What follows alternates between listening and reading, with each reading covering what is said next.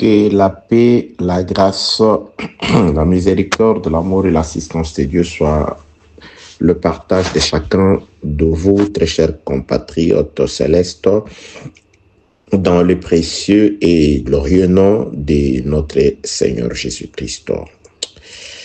Nous sommes dans la continuité par rapport à ce thème qui nous a été présenté par l'administration du forum, à savoir l'homme.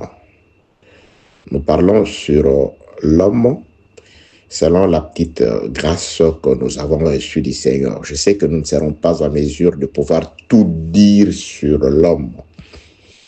Et le peu que Dieu mettra à votre disposition par nous, en tout cas, et nous nous rendrons également disponibles pour vous le présenter. Avant de commencer ou de continuer par rapport à ce que nous avons déjà commencé, j'ai dit ça c'est la partie 2. Et je tiens à dire que, à présenter plutôt mes excuses. En tout cas, je suis désolé pour l'air choisi.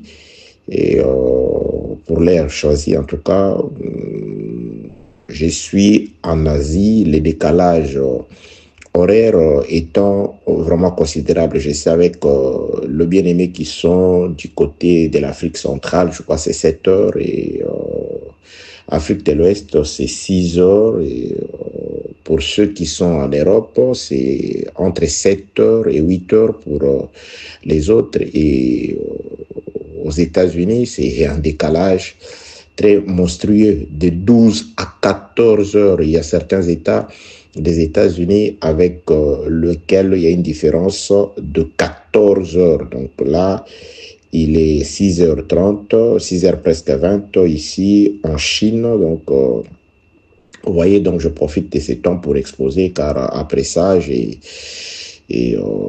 d'autres choses à faire utiles aussi pour la vie. Que la paix de notre Seigneur soit avec vous au nom de Jésus-Christ.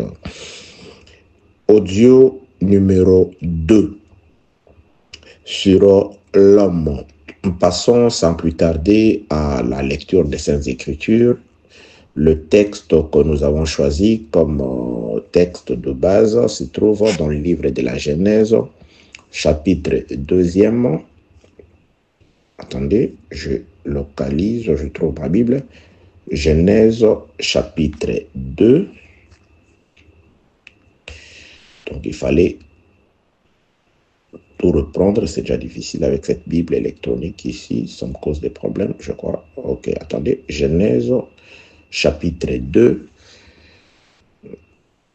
Le verset 7, il est écrit: « L'Éternel Dieu forma l'homme de la poussière de la terre. Il souffla dans ses narines un souffle de vie, et l'homme devint un être vivant. » Puis, l'Éternel Dieu, je m'excuse, verset 8, puis l'Éternel Dieu planta un jardin en Éden du côté de l'Orient, et il y mit l'homme qu'il avait formé. Très chers compatriotes célestes, je bénis Dieu pour cette grâce, pour sa miséricorde, pour son amour. Oui, cet amour qui consiste en ce qu'il ne nous a pas caché la vérité. Et il a dit, vous la connaîtrez cette vérité, c'est elle qui vous affranchira, c'est elle qui vous rendra libre, libre de toute domination autre que celle de Jésus-Christ, libre par rapport à tout ce qui est contraire à la parole de Dieu. Il nous a délivrés par la connaissance de la vérité. Et voici le privilège que nous avons trouvé. C'est ce privilège de pouvoir recevoir la vérité à travers la parole. Et la vérité qui ne se cache que dans la parole. Que Dieu soit loué, que Dieu soit béni, que Dieu soit glorifié.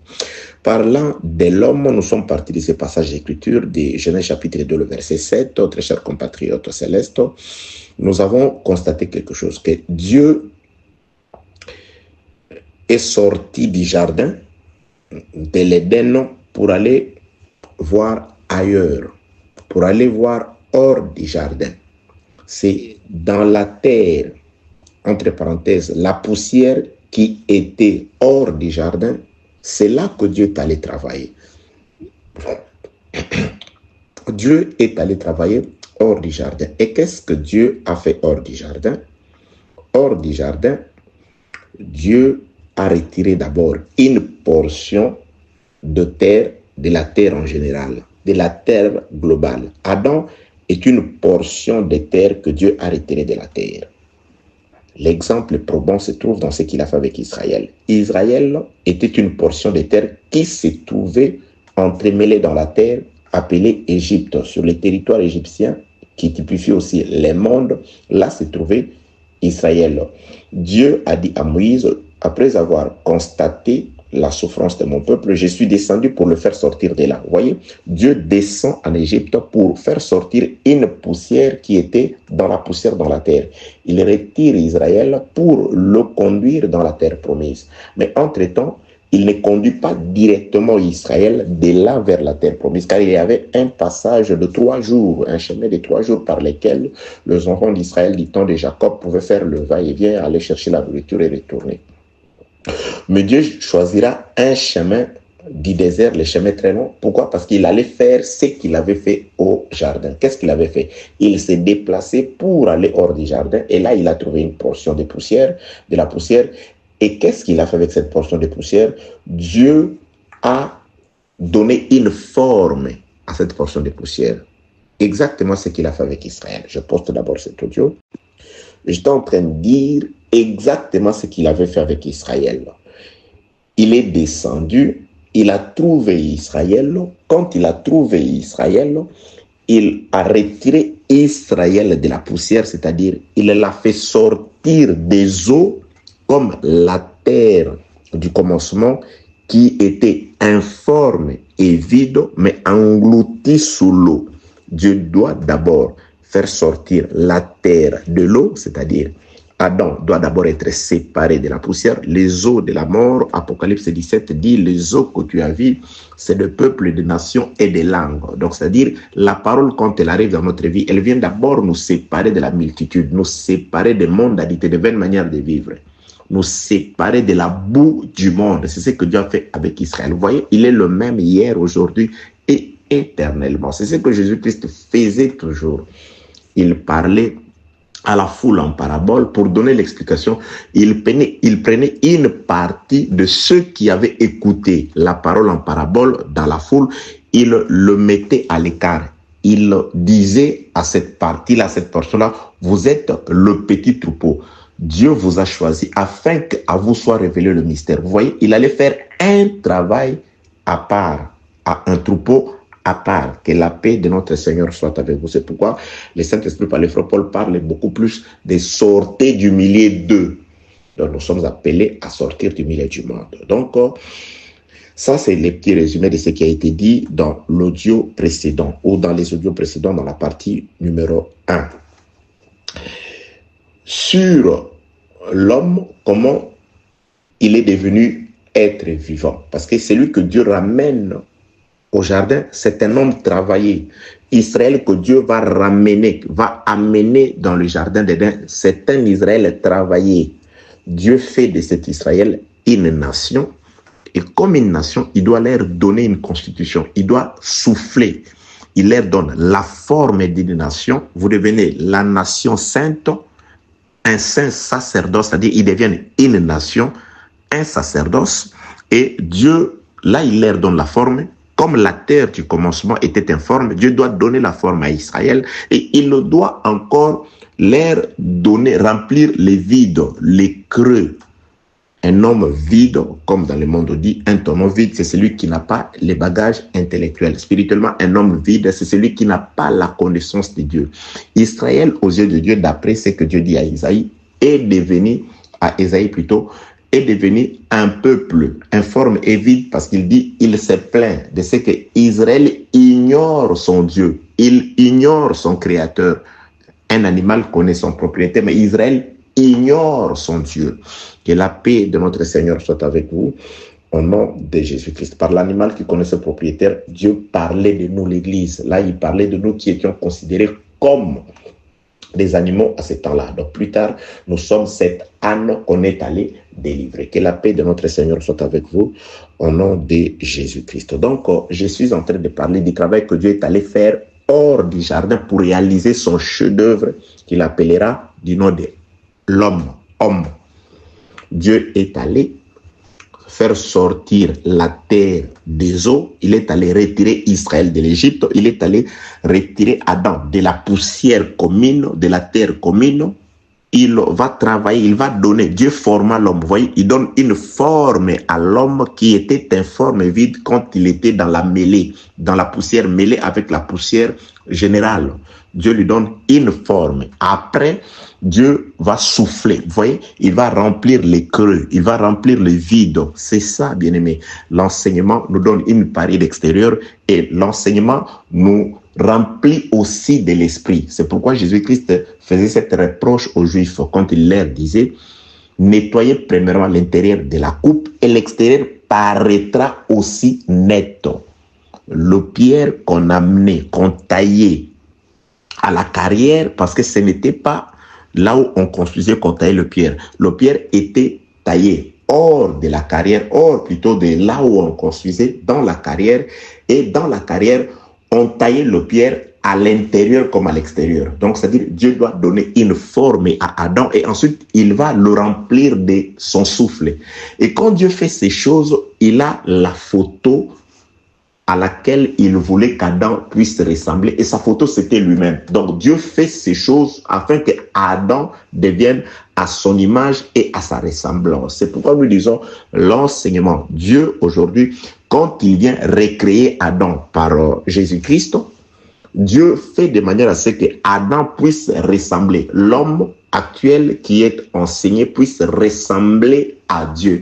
Tout enseignement, toute prédication, quelles que soient les profondeurs, n'a qu'un seul objectif, donner aux auditeurs, à ceux qui écoutent, la forme et la ressemblance de Dieu. Car Dieu ne peut amener au jardin que celui qui a sa forme et sa ressemblance. Parce que à Adam, Dieu cherchait un ami.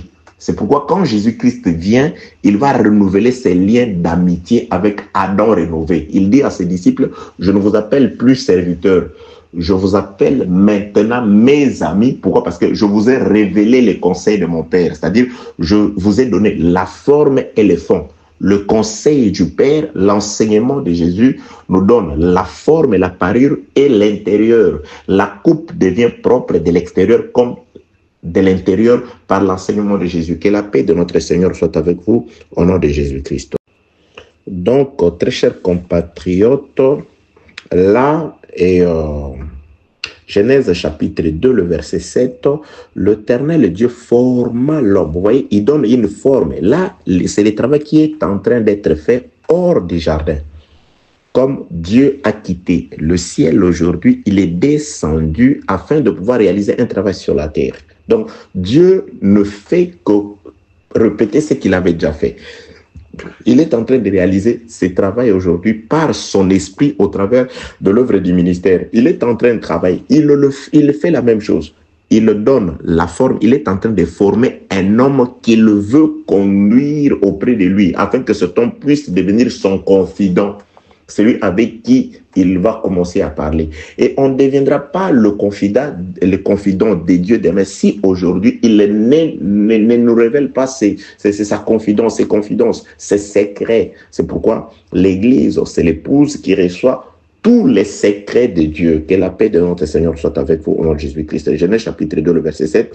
L'Éternel Dieu forma l'homme de la poussière de la terre. Il souffla dans ses narines un souffle de vie et l'homme devint un être vivant. J'ai déjà parlé de cette histoire de narines. Bien aimé, je n'aurai pas le temps de pouvoir, parce que quand on parle de l'homme, c'est un enseignement qui peut nous prendre au-delà d'un mois, parce que l'homme, il y a le narine, il y a toutes les parties de Dieu, toutes les parties de l'homme qui ont à voir avec Dieu, qui ont à voir avec le Saint-Esprit, qui ont une certaine importance. Nous avons toujours dit ceci. Le frère Paul définit l'Église comme étant les corps du Seigneur. Il dit, nous sommes plusieurs, mais nous formons un seul corps. C'est-à-dire, nous sommes les membres du corps de Jésus-Christ. Et le frère Paul dit que comme des membres du corps du Seigneur Jésus-Christ, nous avons chacun un rôle à jouer pour le bien-être commun, pour le bien-être du corps. C'est-à-dire, nous sommes plusieurs, nous formons un seul corps, mais nous sommes différents membres. C'est pourquoi les différents membres de l'homme ont des définitions, même dans les Écritures. Vous voyez Dieu dire, lorsque j'étais en détresse, Ésaïe chapitre 61, il dit, personne n'est venu à mon aide, à mon secours, si ce n'est mon bras. Et Ésaïe chapitre 53 explique qui a reconnu, et Ésaïe chapitre 53, je crois, du 1er au 5e verset, qui a reconnu les bras de l'Éternel, qui a cru à ce qui nous a été annoncé. Il est apparu au milieu de nous comme une faible plante, comme celui qu'on dédaigne, celui qu'on détourne le regard. Il a été frappé à cause, vous voyez. Donc, c'est-à-dire, chaque partie du corps, ici on parle des narines, c'est-à-dire, Dieu a doté l'homme des narines, car les narines étaient les canaux par lesquels la vie est sortie de Dieu pour entrer dans l'homme. Bien aimé, tout le monde n'a pas de narines. Oui, tout le monde n'a pas de narines, très chers compatriotes. Car les narines, quand vous avez les narines, c'est alors que vous pouvez écouter Dieu. Vous pouvez recevoir le souffle. Le souffle entre par les narines. C'est ce que Dieu a dit. Ce n'est pas en vain on a cité ça. Il n'existe pas de hasard. Il n'y a rien de ce qui a été écrit ne l'a été au hasard. Que la paix de notre Seigneur soit avec vous au nom de Jésus-Christ. L'Éternel Dieu forma l'homme de la poussière de la terre. Il souffla dans ses narines un souffle de vie. Donc, c'est-à-dire les narines et les canaux par lesquels le souffle entre dans l'homme. L'homme ne peut devenir un être vivant que si il a des narines. C'est pourquoi dans le livre des Proverbes, on a dit là-bas que la pression du nez fait sortir le sang, produit le sang. La pression du nez, c'est-à-dire quand on presse le nez, le narine libère le sang. Donc, pendant le temps où le nez n'avait pas été pressé, le sang n'était pas sorti. Or, c'est le sang dont on avait besoin pour acheter la terre, pour payer les prix. Donc, on ne pouvait pas avoir le sang pour que le prix du rachat soit payé si le nez n'a pas été pressé. C'est quoi le nez? Quand on bénit, quand Moïse, à son tour, il vient bénir l'homme de Lévi, il dit, Lévi est celui qui présente les offrandes au nez de Dieu, sur les narines de Dieu. Donc, c'est aussi un autel. Que la paix de notre Seigneur soit avec vous, notre Jésus-Christ. Donc là, je suis allé pour dire que tout ce qui concerne l'homme a une explication. Attention, par rapport à ce qui est écrit dans la parole de Dieu. Le thème, c'est l'homme. Nous parlons de l'homme. Il y a les narines, donc c'est dans l'homme. Et nous expliquons par rapport à ce qui est écrit. C'est pourquoi j'avais évoqué le passage d'écriture de Genèse, laissez-moi chercher, chapitre 7, où on parle de narines comme le moyen par lequel la mort allait aussi détruire l'humanité. Attention, c'est Genèse chapitre 7. Et attendez, je vais chercher le verset. Genèse chapitre 7. Je commence au 21e verset. Tout ce qui se mouvait sur la terre périt, tant les oiseaux que les bétails et les animaux. Tout ce qui rampait sur la terre et tous les hommes. Tout ce qui avait respiration, souffle de vie dans ses narines et qui était sur la terre sèche mourit. Vous voyez cette précision-là? Tout ce qui avait respiration, souffle de vie dans ses narines et qui était sur terre sèche mourit. Donc, le narine est le canal par lequel la vie est entrée. Les narines sera aussi le canal par lequel la mort entrera. La même parole qui est salutaire pour l'Église aujourd'hui, c'est la même parole qui va juger le monde. Cette parole produit l'odeur de la vie pour les prédestinés à la vie. La même parole produit l'odeur de la condamnation. Est une condamnation pour les non prédestinés. Que la paix de notre Seigneur soit avec vous au nom de Jésus-Christ. Vous voyez la beauté de l'évangile? Oui, Seigneur. Oui, c'est ça. En Égypte, Dieu dit ceci. Quand il donne les signes à Moïse, il dit, prends l'eau, jette-les par terre. Et l'eau est devenue le sang. Vous voyez, c'est l'eau qui sauve et de l'eau deviennent aussi le sang. L'eau est la vie, l'eau est la condamnation. Lorsque Gédéon était en train de condamner les Madianites, il s'est approché d'une tente des Madianites, il a entendu des Madianites discuter. L'un a eu un songe, il a vu un pain. Dans son songe, il a rêvé voir un pain d'orge qui a roulé et qui est allé renverser une tente. Son confrère, il va interpréter, il dit, le pain que tu as vu, c'est l'épée de Gédéon. Donc, c'est-à-dire, le pain, c'est aussi l'épée. Aujourd'hui, la parole, c'est le pain. Demain, la même parole deviendra l'épée pour tuer les méchants. Que la paix de notre Seigneur soit avec vous, au nom de Jésus-Christ. Lorsque Dieu crée l'homme, il lui dote des narines et à travers les narines, la vie entre. Lorsque Dieu veut détruire l'homme ou la créature, il utilise le narine par lesquelles entre la respiration pour tuer l'homme. Que la paix de notre Seigneur soit avec vous, au nom de Jésus-Christ. Paix de Dieu sur vous, au nom de Jésus-Christ. Que votre cœur ne se trouble point, croyez en Dieu et croyez en moi. Il y a plusieurs demeures dans la maison de mon Père. Si cela n'était pas, je vous l'aurais dit. Si cela n'était pas, je vous l'aurais dit. Je vais vous préparer une place. Jésus, tu vas préparer une place. Donc, ce n'était pas prêt avant. Non, il ne pouvait pas préparer avant de venir travailler d'abord. Le 7e jour ne vient pas avant le 6e jour. Le 6e jour, Dieu doit d'abord réaliser son chef-d'œuvre, c'est-à-dire l'homme à son image, selon sa ressemblance. C'est alors que Dieu va préparer le 7e jour. Il va créer le 7e jour.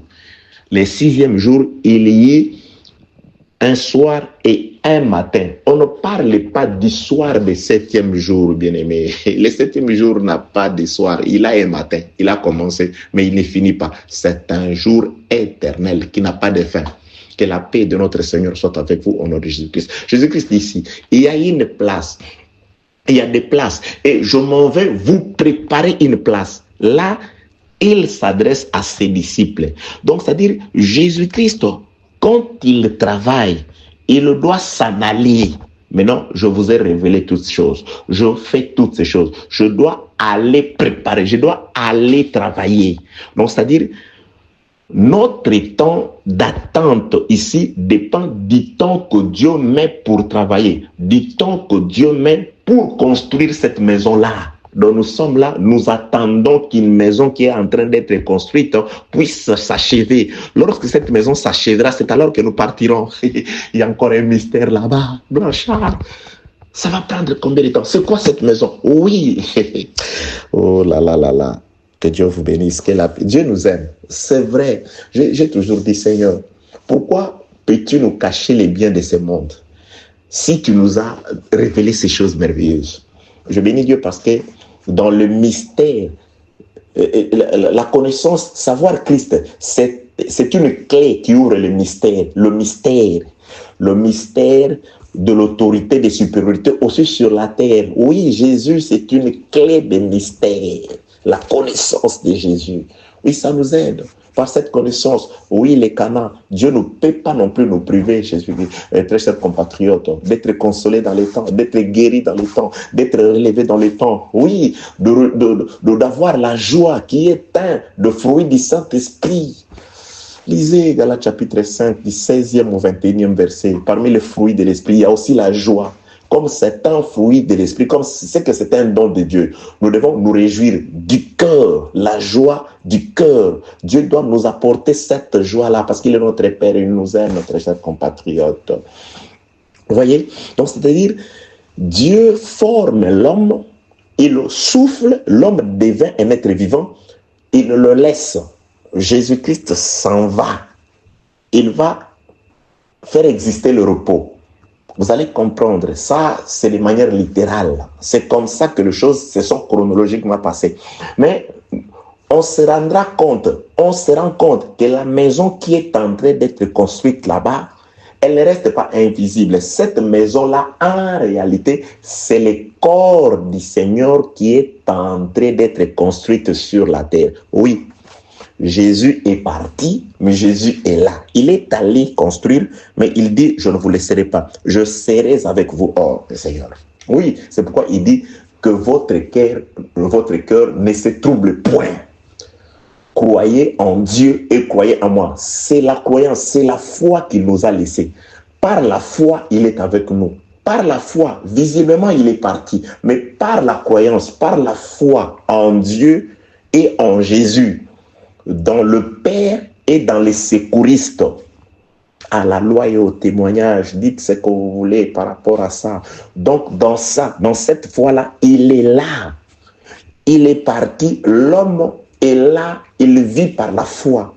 Il vit par la confiance en la parole qu'il lui a laissée. Je ne te délaisserai pas. Je serai avec toi, je viendrai en toi. Mais entre-temps, il est en train de travailler. La maison qu'il est en train de construire là-bas se visibilise par rapport à son corps qui est en train d'être construit ici sur la terre. C'est pourquoi le frère Pierre parlait que nous sommes des pierres. Ensemble, nous formons un édifice. Vous voyez? Donc, c'est-à-dire, l'œuvre de la construction du 7e jour se fait au ciel, mais le reflet est sur la terre. Les pierres qui sont en train de s'approcher, bien aimé, les pierres, c'est des hommes qui croient. Lorsque la dernière pierre viendra et que la maison s'achèvera, oui, c'est fini, ce sera le départ, nous partirons. Oui, il est en train de rassembler les pierres, il est en train de construire l'édifice. Nous sommes plusieurs, mais nous constituons de pierres. Ensemble, nous formons l'édifice, la maison de Dieu. Que la paix de notre Seigneur soit avec vous, au nom de Jésus-Christ. Et maintenant, très chers compatriotes, après que Dieu ait donné à Adam la forme et qu'il ait soufflé dans Adam, Dieu laisse Adam. Il dit, reste. Il va maintenant planter, ça c'est ce qui est écrit, il va planter un jardin, il va construire une maison pour Adam, ça gêne. Alléluia. Les jardins, c'était l'habitation d'Adam. Vous pouvez parler, les Écritures parlent du jardin, parfois, les Écritures parlent de la ville. Le frère qui a écrit la lettre aux Hébreux, Hébreux chapitre 11, il appelle ça une ville d'espérance d'Abraham, Isaac et Jacob. La Bible déclare, la promesse de la terre leur fut donnée, mais ils ont vécu sur la terre comme étant des passagers et des pèlerins, parce qu'ils espéraient à une ville, celle dont Dieu lui-même est l'architecte et le constructeur.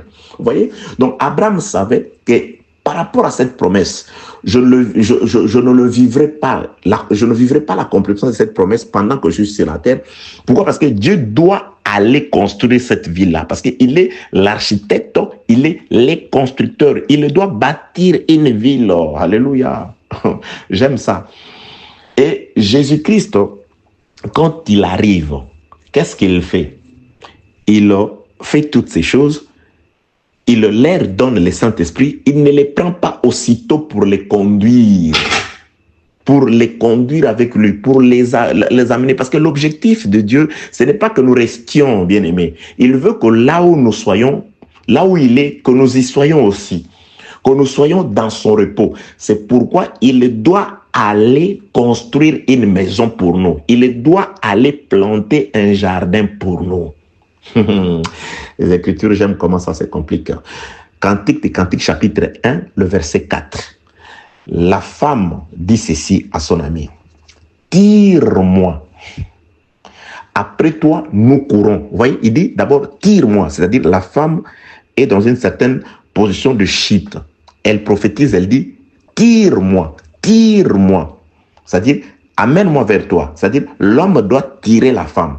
Dieu doit retirer la femme de la poussière. Vous voyez, Cantique des Cantiques, chapitre 1, verset 4. Tire-moi. Maintenant, après toi, nous courons. C'est-à-dire, le roi est devant, la femme est derrière. Vous voyez la position de la course? Après toi, nous courons, virgule. Le roi me conduit dans ses appartements. Donc, c'est-à-dire, l'objectif, c'est les appartements. Mais on ne peut pas arriver dans les appartements si le roi lui-même ne vient pas tirer l'homme.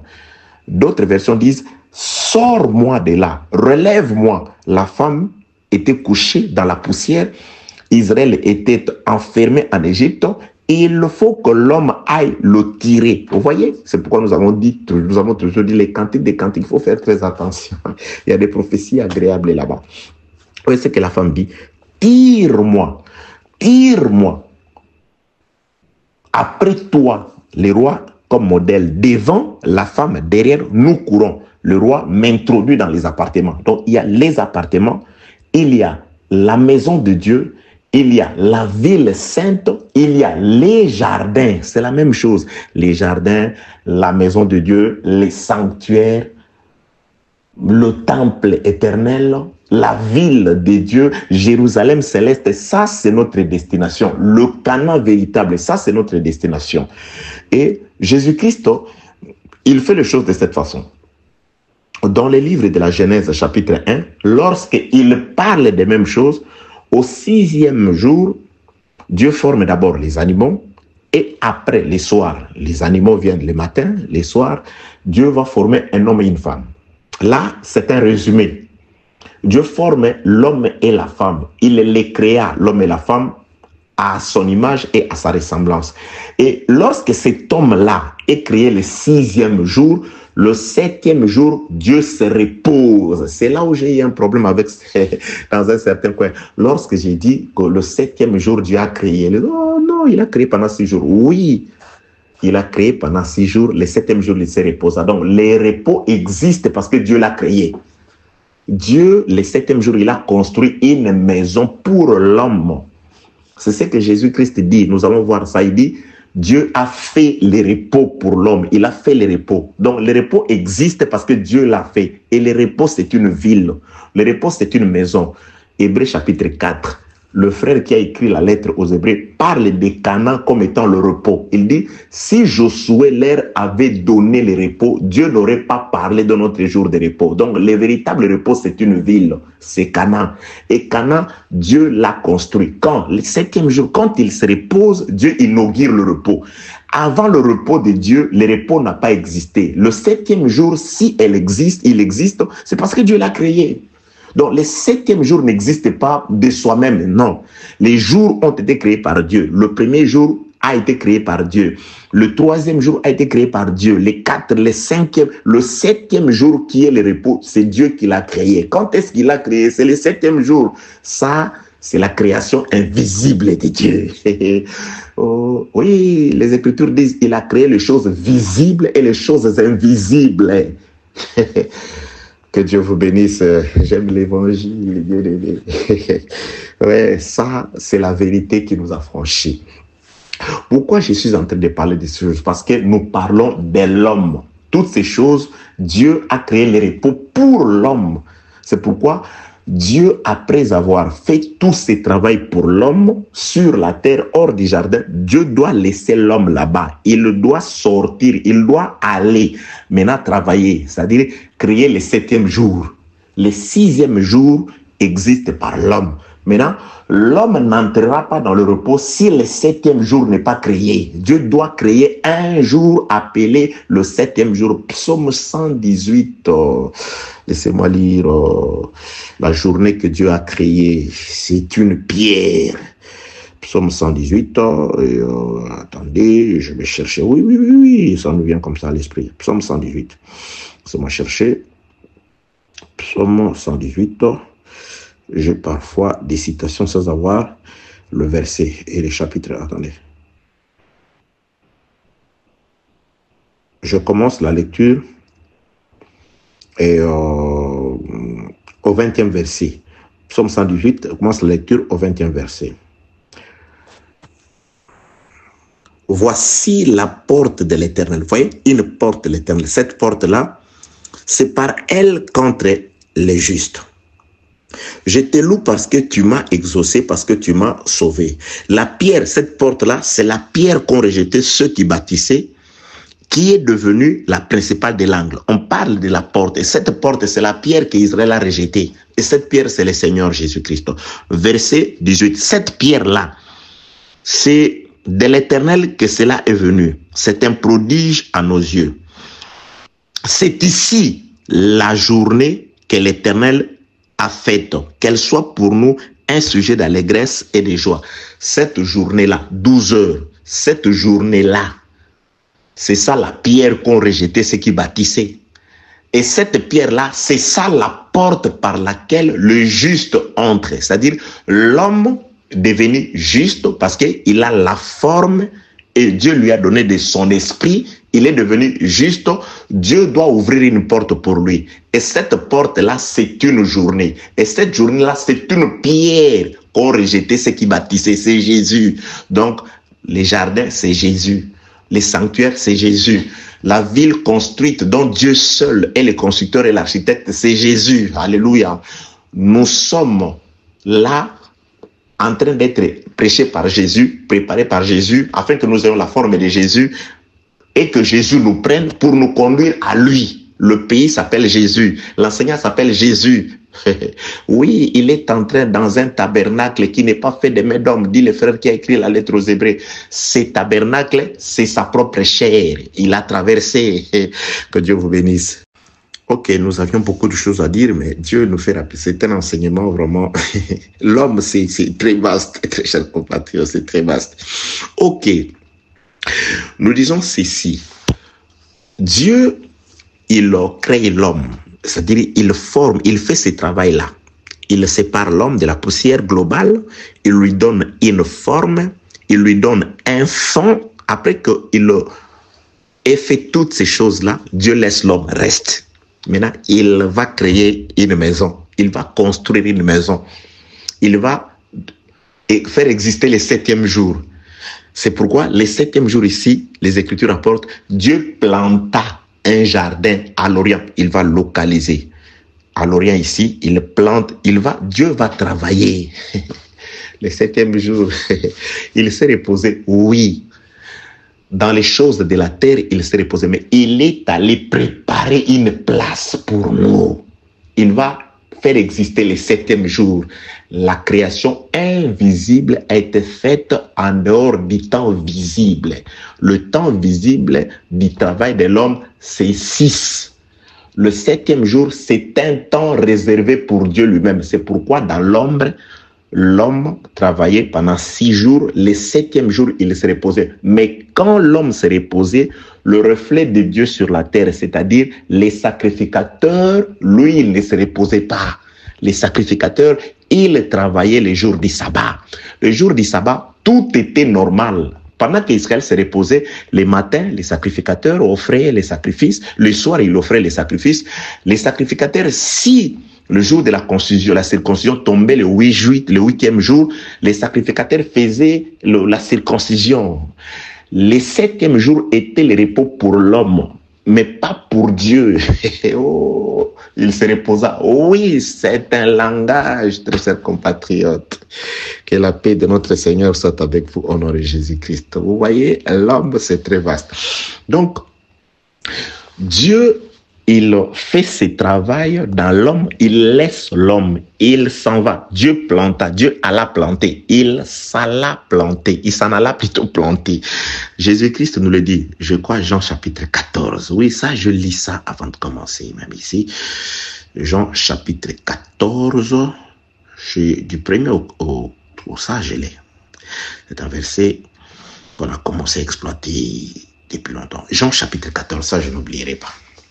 Il y a même il y a un cantique très ancien qui a été chanté à Lingala qui parle de ça. Que votre cœur ne se trouble pas.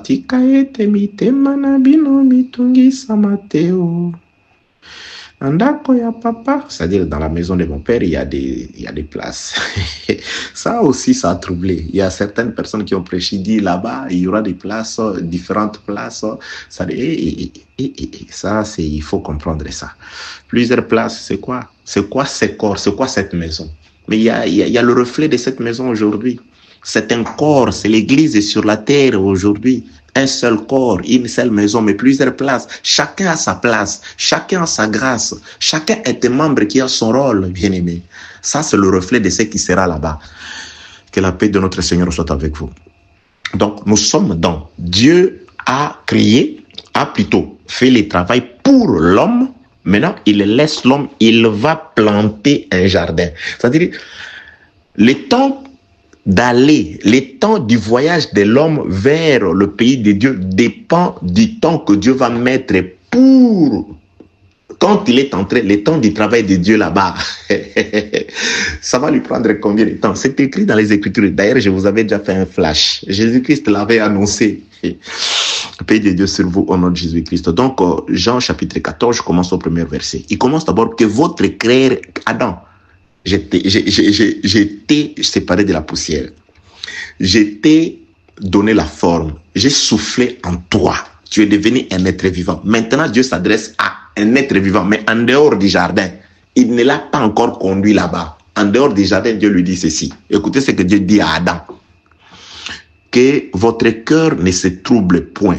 Croyez en moi et croyez en Dieu et croyez en moi. Ça, c'est encore un mystère. C'est là où certaines personnes différencient Dieu de Jésus. C'est un mystère. Oui. Jésus-Christ dit, le commandement le plus grand, c'est aimer Dieu. C'est pas fini. Aimer aussi son prochain. Il dit, celui-ci lui est semblable. C'est-à-dire, celui qui aime Dieu doit aussi aimer son prochain à lui. Qui est le prochain de l'homme? Dieu, il est esprit, il est invisible. Israël a aimé Dieu esprit. Mais quand le prochain de l'homme, les proches parents de l'homme est venu, Israël ne l'a pas reconnu. Parce qu'on a posé la question à Jésus. Qui est mon prochain? Il a dit, les prochains, c'est les secouristes. Les prochains, c'est celui qui est venu secourir cet homme qui a été frappé par les bandits, qui a été abandonné par les lévites et sacrificateurs. Mais celui qui est venu les secourir, celui qui est venu avec sa monture, il a laissé sa monture, il est descendu pour aller chercher cet homme-là, pour les placer sur sa monture, qui lui a donné les premiers, qui lui a administré le premier soin vital et qui a conduit cet homme à l'hôtellerie, qui a laissé de ses sous là-bas. C'est ça, il a posé la question. Qui est le prochain de l'homme frappé? Il dit, c'est celui qui a secouru. Donc, le prochain, c'est les secouristes.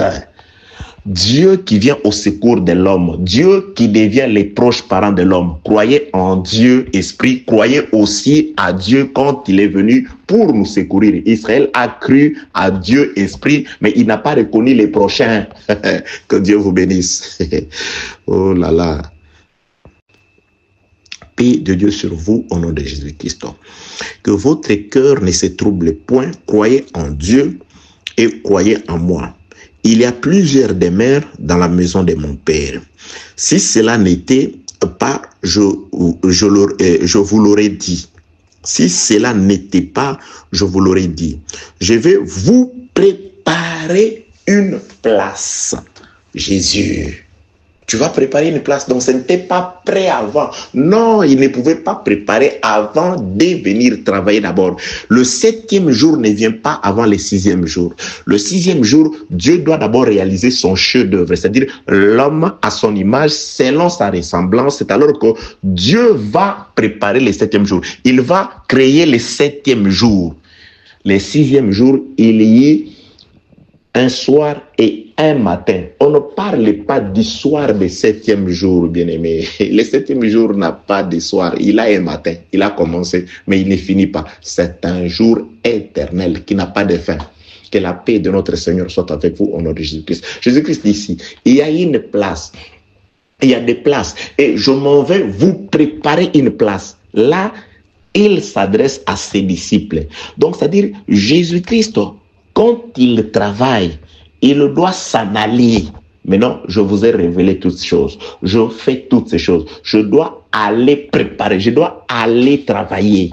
Donc, c'est-à-dire, notre temps d'attente ici dépend du temps que Dieu met pour travailler, du temps que Dieu met pour construire cette maison-là. Donc nous sommes là, nous attendons qu'une maison qui est en train d'être construite puisse s'achever. Lorsque cette maison s'achèvera, c'est alors que nous partirons. Il y a encore un mystère là-bas. Blanchard, ça va prendre combien de temps? C'est quoi cette maison? Oui.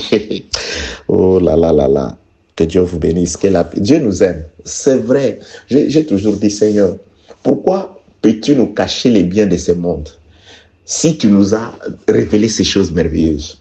Je bénis Dieu parce que dans le mystère, la connaissance, savoir Christ, c'est une clé qui ouvre le mystère. Le mystère de l'autorité, des supériorités aussi sur la terre. Oui, Jésus, c'est une clé de mystère. La connaissance de Jésus.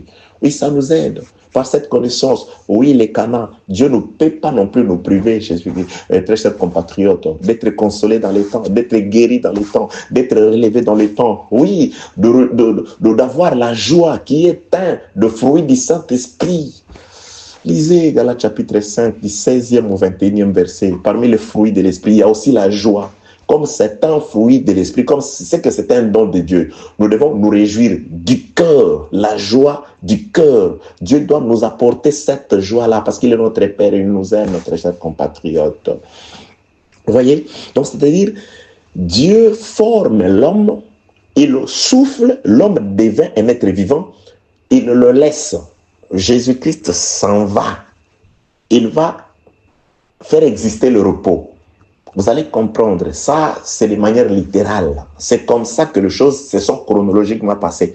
Mais on se rend compte que la maison qui est en train d'être construite là-bas, elle ne reste pas invisible. Cette maison-là, en réalité, c'est le corps du Seigneur qui est en train d'être construite sur la terre. Oui. Jésus est parti, mais Jésus est là. Il est allé construire, mais il dit, je ne vous laisserai pas. Je serai avec vous, oh Seigneur. Oui, c'est pourquoi il dit que votre cœur ne se trouble point. Croyez en Dieu et croyez en moi. C'est la croyance, c'est la foi qu'il nous a laissé.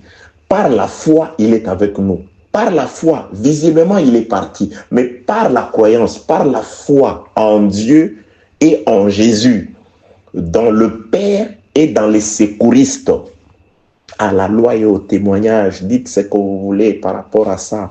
Donc, dans cette foi-là, il est là. Il est parti, l'homme est là, il vit par la foi. Il vit par la confiance en la parole qu'il lui a laissée. Je ne te délaisserai pas.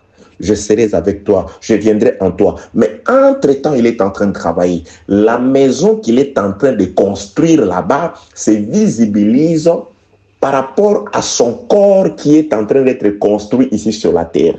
C'est pourquoi le frère Pierre parlait que nous sommes des pierres. Ensemble, nous formons un édifice. Vous voyez? Donc, c'est-à-dire, l'œuvre de la construction du 7e jour se fait au ciel, mais le reflet est sur la terre. Les pierres qui sont en train de s'approcher, bien aimé, les pierres, c'est des hommes qui croient. Lorsque la dernière pierre viendra et que la maison s'achèvera, oui, c'est fini, ce sera le départ, nous partirons. Oui, il est en train de rassembler les pierres, il est en train de construire l'édifice. Nous sommes plusieurs, mais nous constituons de pierres. Ensemble, nous formons l'édifice, la maison de Dieu. Que la paix de notre Seigneur soit avec vous, au nom de Jésus-Christ.